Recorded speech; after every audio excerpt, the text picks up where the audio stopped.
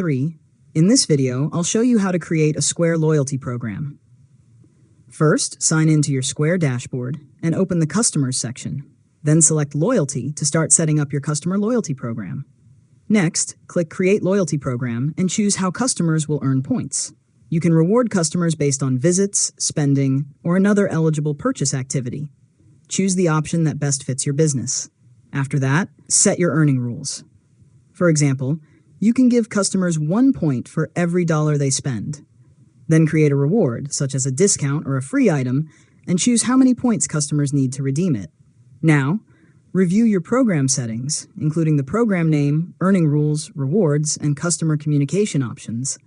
Make sure everything matches the loyalty experience you want to offer before activating the program. Finally, activate your loyalty program and let customers join at checkout. Square will track eligible purchases and points automatically, while you can manage your members and rewards from the loyalty section of your dashboard.